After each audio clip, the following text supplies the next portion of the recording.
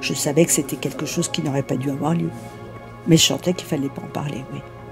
Le fait de n'avoir rien pu dire, au moment où ça arrive la première fois, c'est un peu comme un acquiescement, en fait. Comme si on avait donné le droit à l'autre de continuer.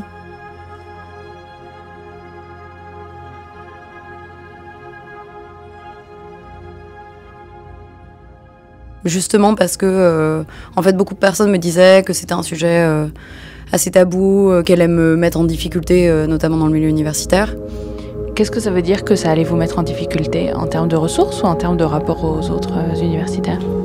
Non, je pense vraiment en termes de rapport aux autres universitaires, avec cette idée que finalement c'était un sujet désagréable, que personne n'avait trop envie d'en entendre parler, que en plus c'est une question qui est très peu traitée. Je travaille en philosophie, c'est pas une discipline qui aime beaucoup mettre les mains dans la saleté. Du coup, je pense qu'il y a aussi cet aspect, quoi.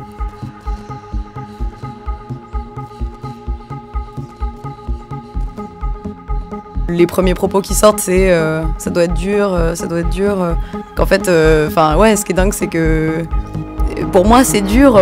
Pour eux, ça l'est pas d'entendre deux mots sur un sujet, quoi. Enfin, et je trouve ça, moi, ça me met dans un état de colère énorme. C'est une manière de me dire, c'est désagréable à la pause café. On n'a pas envie d'entendre parler de ça. Enfin, ils n'ont pas de problème à développer des propos complexes sur Bourdieu, mais par contre, mentionner le mot d'inceste, quelle horreur, quoi. Autant se taire et parler de choses plus agréables, quoi. Enfin...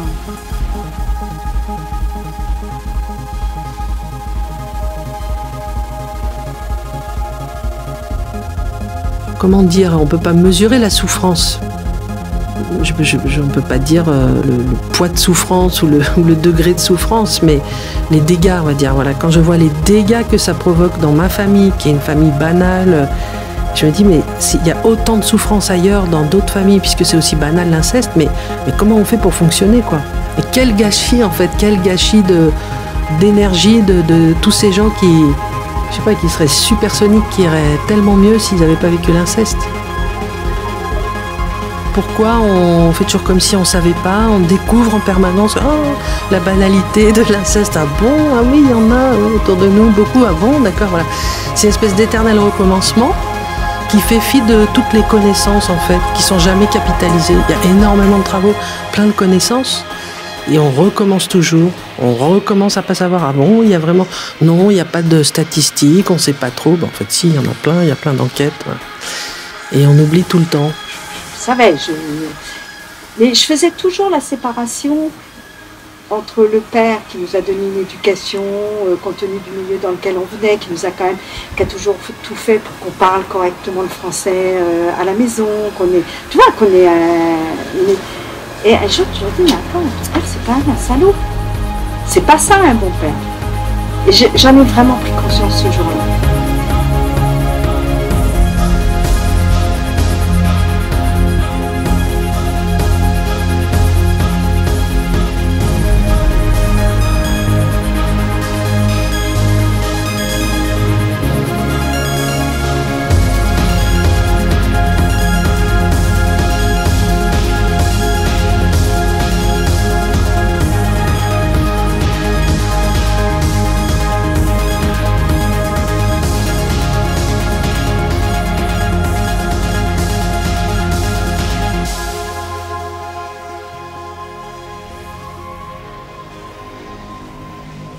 Si je devais juste dire quelque chose, c'est qu'il faut que les hommes qui ont ce type d'agissement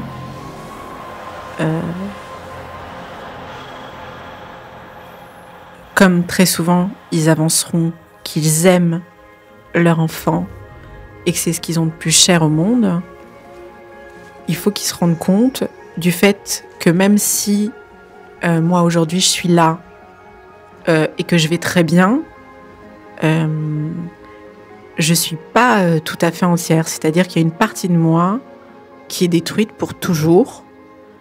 J'ai complètement reconstruit autour, un échafaudage qui est lumineux, mais la réalité c'est qu'il y a un endroit de moi qui est mort, et tous les jours, quand je vois les autres vivre, et quand même je regarde mon enfant vivre avec son père, avec moi, etc., je suis obligée de voir ce morceau mort de moi, ce morceau de mort en moi me saute aux yeux.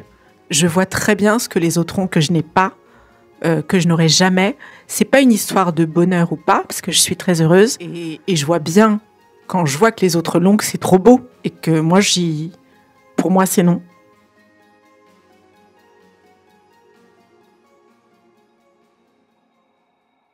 Un beau jour,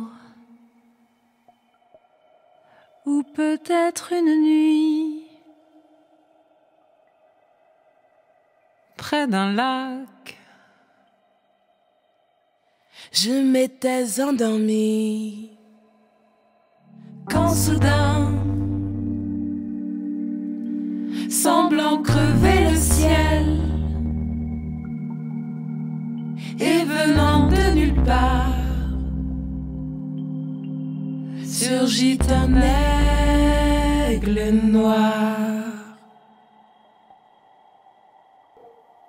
Pour moi, toutes ces violences, c'est la conséquence de on m'a pas appris à me protéger, j'ai subi, on a appris à me taire, j'ai vécu la manipulation étant petite, et malgré moi, j'ai intégré que j'ai juste à me taire et à subir.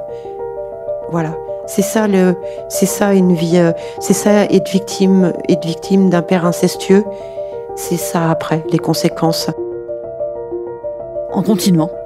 Exercer des violences une fois sur quelqu'un, si vous n'êtes pas suffisamment dissocié, après, vous êtes humainement parlant, on ne supporte pas d'être violent. Enfin, je veux dire, on est des animaux. C'est-à-dire, on n'est pas fait pour tuer nos proches. Pour pouvoir les commettre, il faut être complètement déconnecté et dissocié de ses émotions.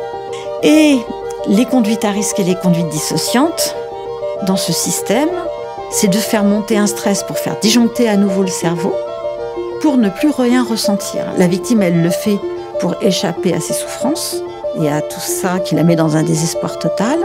L'agresseur, il va le faire pour échapper à des sensations de malaise liées à la victime qui hurle en lui. Et pour ça, il se trouve une victime sur laquelle il va exercer des violences pour créer une disjonction. Les deux vont essayer de chercher à faire des conduites d'évitement et à anesthésier leur mémoire. Avec au sommet le père, comme référence pour tout le reste de la construction sociale. Donc c'est toute l'organisation sociale qui est fondée là-dessus. Et c'est pour ça que c'est très difficile à remettre en question, parce que ça fait peur, parce que ça trouble. Et c'est aussi pour ça qu'on est autant dans le déni des agressions sexuelles d'enfants, parce qu'on ne veut pas les voir, parce qu'elles sont le signe de quelque chose qui est de l'ordre de la structure sociale. C'est un peu comme si on retirait le tapis en dessous des meubles. Et il me semble que ce silence-là conditionne et permet ensuite tous les autres silences, en fait. Toutes les milliards de fois où on se tait dans sa vie, où on se tait dans sa vie professionnelle, on se tait devant toutes les injustices auxquelles on assiste, auxquelles on participe parfois. Ça veut dire que, disons, en CM2, sur une classe de 30 élèves, il y en a 3 qui vivent des abus sexuels dans leur famille. Ça veut dire que les 27 autres, s'il y a 30 mômes, sont habitués à vivre avec des petits camarades qui vivent ce truc paradoxal d'être violés dans leur famille. Ils apprennent des injonctions et des ressentis qui sont contradictoires, en fait. Ils apprennent à apprendre de travers. Ils apprennent que ce qui est censé faire du bien, la famille, au fond d'eux, ils ressentent que ça leur fait pas de bien. Et s'ils sont fatigués parce qu'ils ont mal dormi, parce qu'ils n'ont pas dormi, parce qu'ils sont écrasés d'angoisse et d'inquiétude, ils se font gronder, parce qu'ils n'ont pas fait leur devoir, parce qu'ils sont pas attentifs en classe. Et voilà, après, ça devient des petits-enfants comme les autres. Et donc, tous les autres qui sont autour, les 27 autres, les fréquentent, sont leurs camarades de classe, ou sont pas leurs camarades, mais en tout cas, vivent avec eux. Il n'y a pas besoin que ça touche, que tout le monde soit incesté ou tout le monde soit incesteur pour que ça structure la société, l'ordre social. Ça, j'ai toujours du mal, ça je sais pas si tu sais, mais j'ai beaucoup de mal à... Quand je dois avoir des discussions personnelles, ou tu vois, là je fais un effort pour essayer de parler correctement, mais souvent, tu vois, quand je parle de sentiments ou de trucs où j'arrive plus à parler, quoi, mais je peux rester 5 minutes la bouche ouverte à... Non, mais ça me... Je suis épuisée, tu vois. Tu vois ce que je veux dire? Je peux pas faire ça tout le temps. Donc je te laisse tranquille maintenant. À plus tard. Elle est tellement douloureuse, cette parole de l'intime, elle contient des révolutions. C'est pour ça que parler est toujours si subversif, que l'on a si longtemps demandé aux enfants de se taire à table, de ne pas intervenir dans les conversations d'adultes. Pour ça qu'on discrédite la parole des femmes en les qualifiant de potins, de cancans, de commérages. Pour ça aussi qu'on la leur coupe dans l'espace public, qu'on refuse de les inviter sur scène, dans les panels ou pour recevoir des prix. C'est pour ça que depuis des millénaires, la culture occidentale fabrique des mythes dans lesquels devenir un homme, c'est d'abord faire taire les femmes.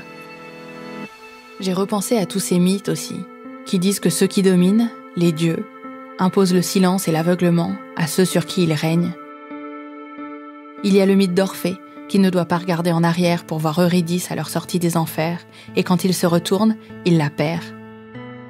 Le mythe de Psyché, puni 2 fois par les dieux pour sa curiosité. Cassandre, qui se refuse à Apollon, il lui crache alors dans la bouche, et désormais, personne ne croira plus jamais les paroles qui en sortiront.